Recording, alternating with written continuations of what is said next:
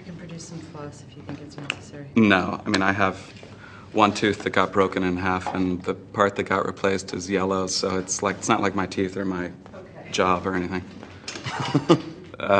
It's much more intimate to make out than it is to simulate sex, because there is no difference between the way that people kiss in life and the way they kiss in movies.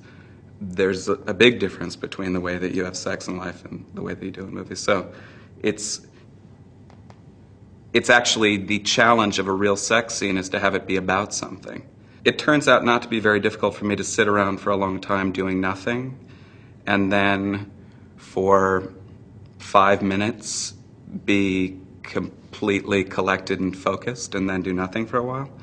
I guess that feels natural to me. That feels terrible to some people. So that's film. And then stage is more challenging to me, but also in a lot of ways more interesting to me, because it just requires that iron grip for how long the play is. Do I have to like the characters I play? I mean, it's not really about liking them or not liking them necessarily, you know? Because how often do I sit around and think, how much do I like myself? Do I like me? Yeah, I like me.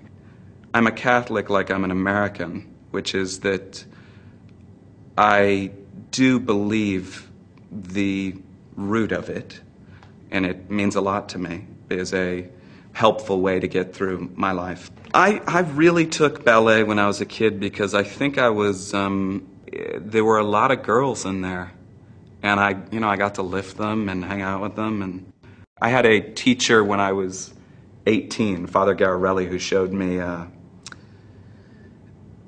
foreign films. He was Italian. He showed me mostly Italian films after school, but foreign films.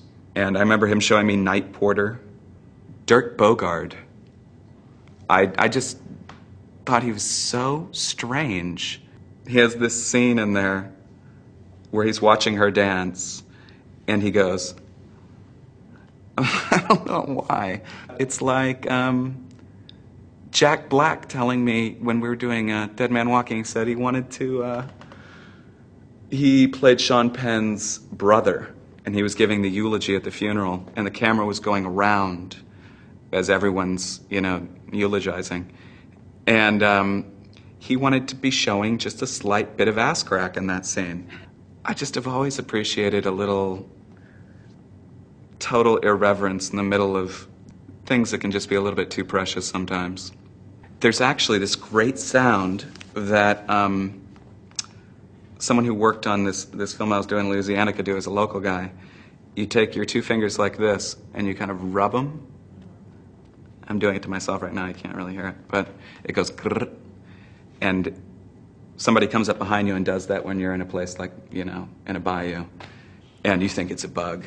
And I actually always really enjoyed the sound, and I would have him do it into my ear. And the part I just did, it's the year 1962 and a little bit before, and I play a man my age who is a music lover, and a lover of really all the great things in life: food, music, women.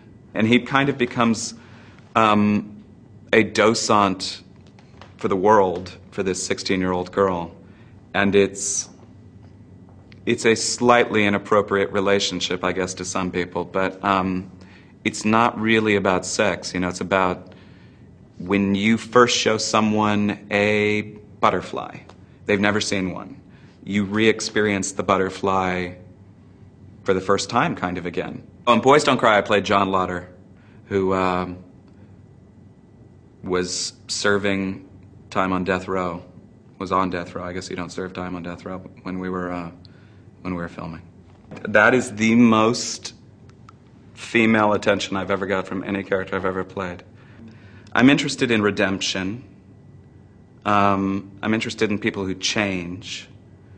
That's important to me.